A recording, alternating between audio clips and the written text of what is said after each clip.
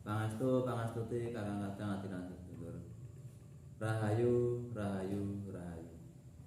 Pada malam hari ini kita ngumpul belajar bersama-sama untuk membahas hal kematian.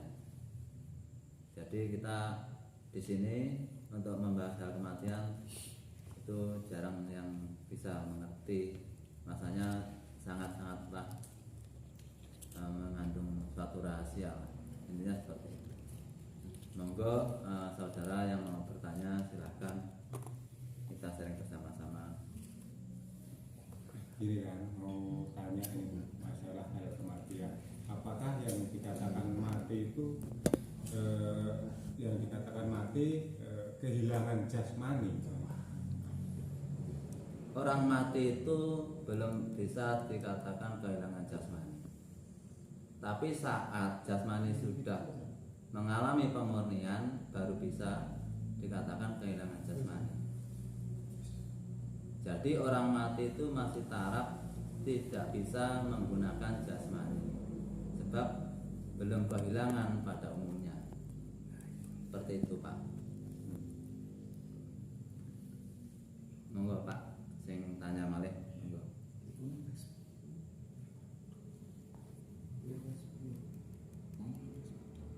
Jadi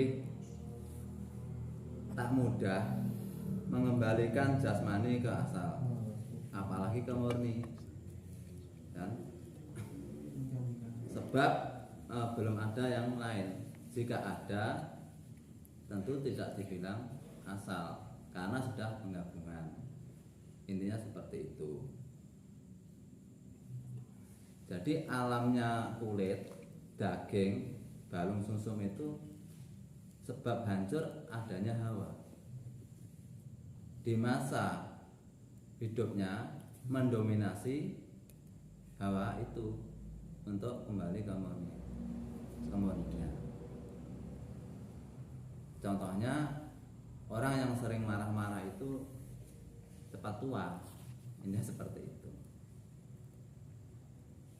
Jadi disitulah kita untuk mempelajari, untuk mengembalikan ke asal itu memang tidak mudah, karena banyak pengertian yang harus benar-benar kita mengerti di situ. Ya, disitulah ada yang dikatakan jiwa itu menempati ruang, roh menempati jiwa. Jiwa atau cahaya saat menempati ruang itu disebut raga cahaya.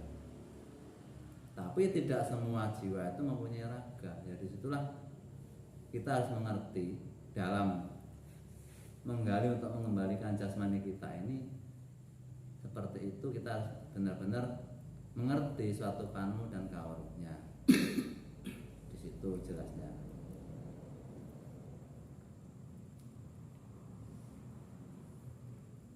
Makanya dalam pengertian di Kumambaiwatu Item Nusantara ini, kita benar-benar harus membaca raga, olahraga dan ngomong raga. Itu dasar utama kita, supaya kita tidak gagal paham dalam suatu mengkaji suatu kemurnian dan lugunya kawan itu. Disinilah kita belajar bersama-sama untuk mengerti gimana tata cara kita mengembalikan ke sang kami tadi. Karena apa? Untuk mengembalikan ke asal atau murni itu perlu perjuangan. Di masa hidup kita saat sekarang ini harus benar-benar kita kawarui dan benar-benar kita dimengerti kawaruhnya itu. Kalau sampai kita nggak mengerti kawaruhnya, tata cara kita, maka kemungkinan kita akan mengerti cara mengembalikan itu, karena prosesnya bisa ratusan tahun, bahkan bisa miliaran, bisa triliunan tahun untuk mengerti kita mengembalikan ke asal. Dan di situ makanya kita banyak yang dalam gagal paham, dikatakan bumi kembali ke bumi, gitu kan, ada juga kan. Nah, air kembali ke air. tanah kembali ke tanah, angin kembali ke angin. Tapi kita garis bawahi, intinya apakah kita itu tanah, apakah kita itu air, apakah kita itu angin, apakah kita itu api. Ya, disitulah yang perlu kita ketahui di situ. Makanya di Kumambai Watu Hitam ini kita harus mengerti yang memposisikan sesuatu pengetahuan itu, mana yang menjadi tempatnya hidup, mana yang menjadi alatnya hidup, mana yang menjadi pertandanya hidup dan menjadi sifatnya hidup. Ya, disitulah itu kalau di kesejatian itu masuk di kitab Kakek Among Nenek Among.